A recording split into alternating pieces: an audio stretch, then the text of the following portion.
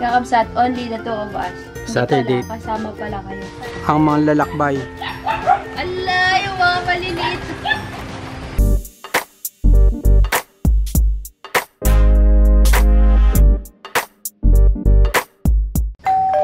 Kakabsat, only the two of us. Saturday. Pala, kasama pala kayo. Saturday. Pasensya na kayo sa aking buhok mga kabsat. At hindi ko po yan sinampuhan. Kaya ganyan. Kabsat, tayo po ay nagdi-date dito sa bukid. Saturday namin ni Kakabsot. Walang mga boys. Simba. Alam nyo na Kakabsat, pag kami lang dito, gulay is life.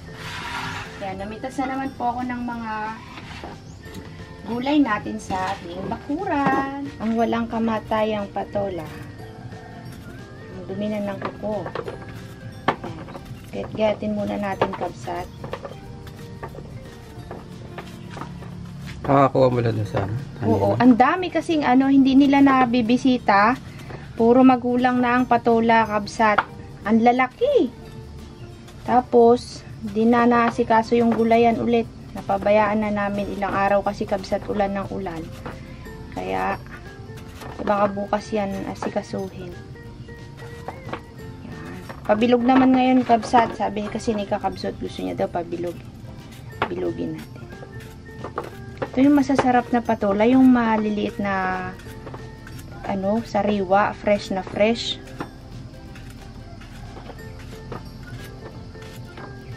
Init naman ngayon. Ha? Tapos, ito naman po yung ating ampalaya. Tatanggalan ko muna siya ng ganyan. Nanghihinayang ako sirain yung ampalayahan. Ang daming talbos. Masisira na yung ating binhi. Sabi ko kay Larasid, paano kaya yan?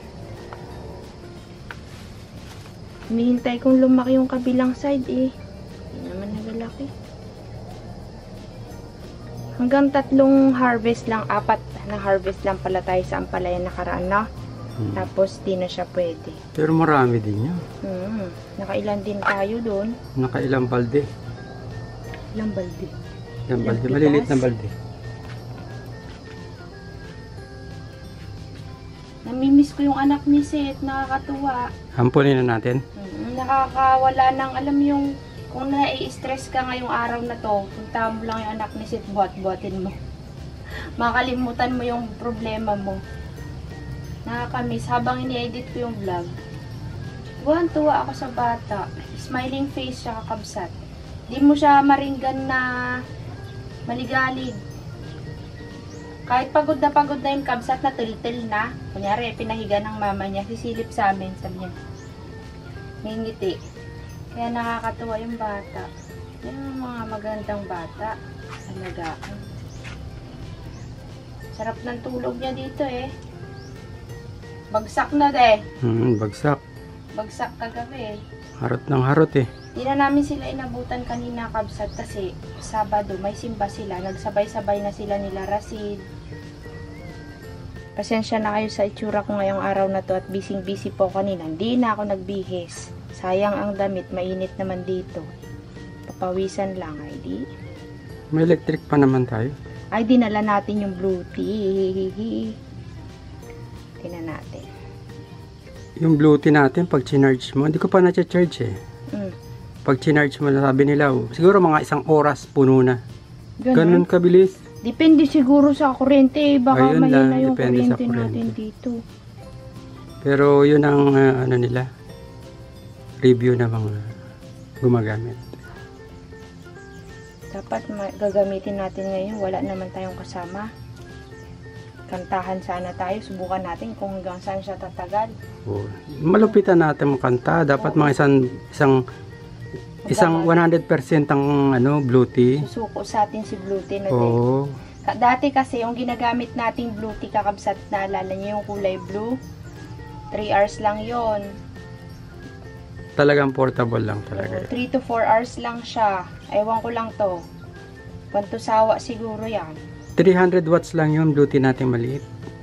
Yan. Ito 1,800 watts. Okay. Di pag times mo yung Mga 3 araw tayo mag-video kayo, no?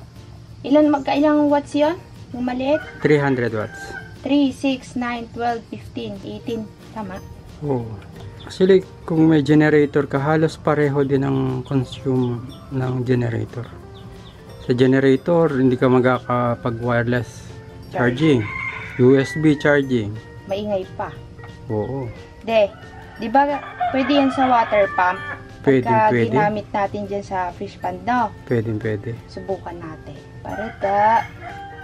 Yan, matutupad ng mga pangarap ni Wakabsat na mapaigahan ng ating fish pond.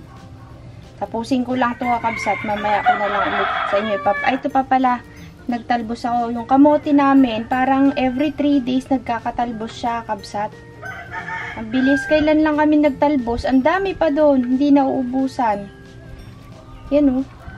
Ito lang. Pakita ko sa inyo. Talaga namang napakainit. Sobrang init. Ito yung kamote. Dami ay kaganda ng talbos. Fresh na fresh. Kahit araw-araw akong gulay. Uy. Wala akong problema dyan para. Gulay is life. Ikaw, De. Oo, magaan sa katawan niya. May na ulit Kabsat. Pagluto na, pakita ko sa inyo. Ito po pala ay saluyot. Ay, nakalimutan. Hagyang may tumubong isang saluyot na malaki sa amin. Di namin pinapatay yung puno. Tinatalbosan lang namin siya, Kabsat. Kaya, ayan, nakakakuha ko ng dahon ng saluyot. Yummers. Ito na, kakabsat ang aking special na dinengdeng. Dinengdeng ni kakabsat. Party. Ang halo-halong talbos na may patola. Yan, sarap. Naging masinapaw, mga tayon. Mapaadumanin na po tayo kabsat. Sabi ko po, mapaparami na naman tayo ng kain ng kanin. Bagong ani yung nabili namin bigas. Oh. Yan. Ang bango baga kakabsat.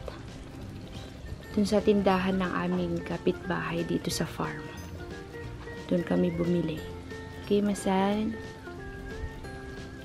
Mga tayon, kabsat. The next day, Ang pagkakawil. The never ending kawil series. Kakabsat, nagkakawil kami kasi hindi kami nakasimula kanina mag-vlog nung nag-ayos dun sa gulayan. Wala po si Rasid kasi nag-uwi siya ng Mayba, tumulong sa tatay niya. Sabi niya, mag-vlog ako doon sa gagawin namin. Sabi ko, sige, gawin muna tayo habang hinihintay si Rasid. Hindi nahuhuli na ako kanina, nahuhulog.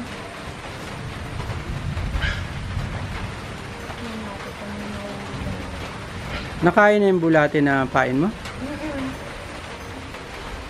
Hindi naman. Nag-uulan ho kakabsat. Ayan o. Kanina, may nahuli ako na nalaglag.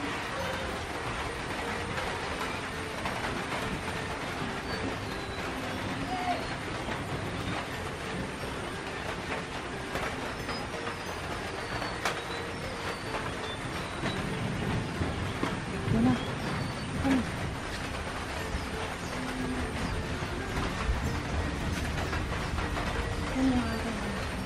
Ano yung palutang?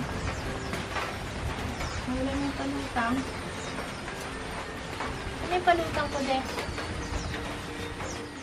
Ayan, nandyan. Masyado mababaw dito. Hindi kalaliman. Kumikidlat. Lakas ng kidlat. Pagsan.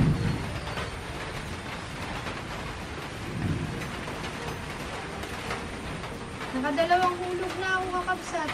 Yun na. Uy! Nahuhulog. 3 hulog, kabsat. Hindi sumasabit.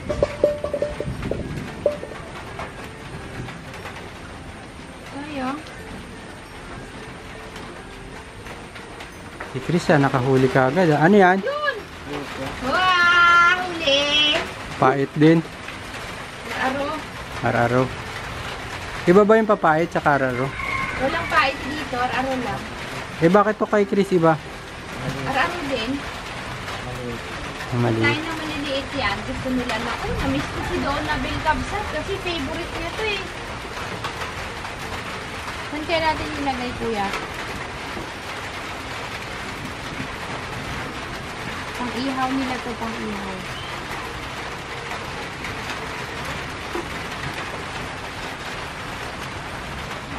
Ito po ang ar-aro. Ay! Lakas ang kidlat. Kuya, tanggalin mo na rin.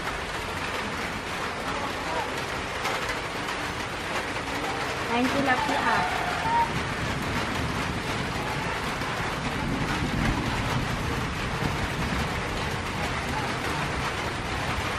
Naulan mo. Sabi mo sa mga kabsat, yung kangkong lumalakad. Kung nakikita nyo tong kangkong na yan, nagtataka sila bakit lumalakad. Yung kangkong na to. Baka hangin. Minsan nandyan yan, minsan nandito. Minsan nasa dulo, no? O minsan nasa dulo. Yan pinagtatalunan nila. Baka hangin daw. Isa naman baka tubig. Baka isda. Baka isda. Wala pa si Rashida. Nagriring na kanina yung cellphone niya.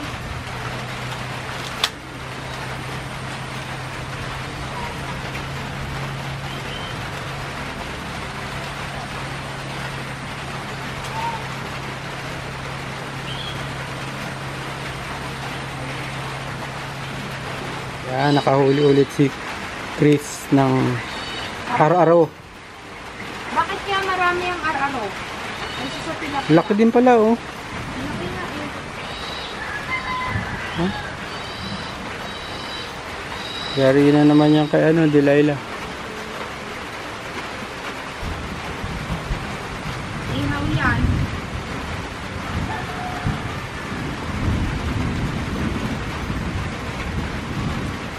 Ay, nilubog agad.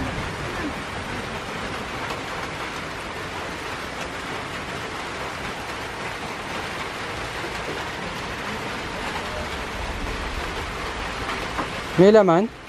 Wala. At gumagalaw.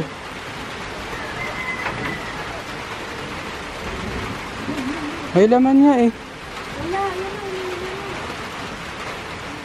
ang Ba? Tilapia naman ah. Nahuli ni Chris ah. nakahuli tilapia. Pang ano yan? Pang fish pond. Ha? Maliit lang. Wait lang, okay lang yan. Bato mo na doon sa lalagyanan natin.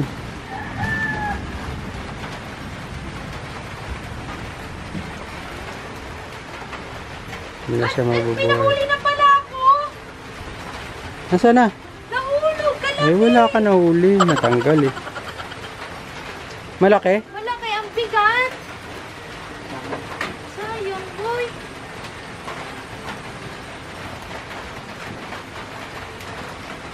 May nahuli na sana ako kabsat. Bilaglag na naman. Ay! Ang lakas ng kidlat.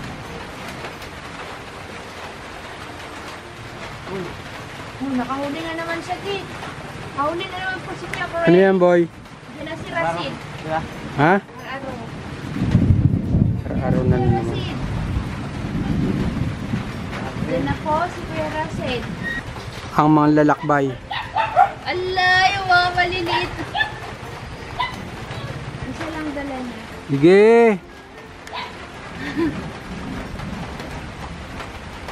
Ako, bibilat niya. Boy! Hi!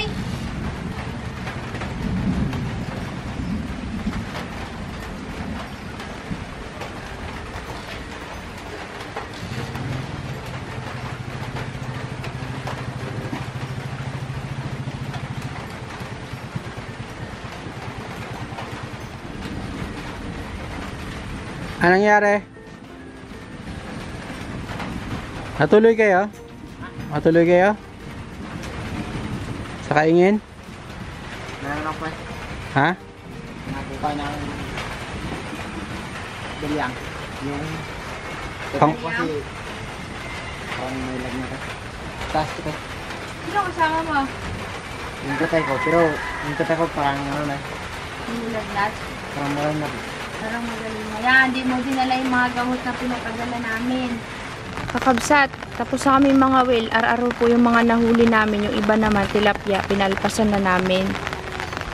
Natabi ni Chris yung bulati niya.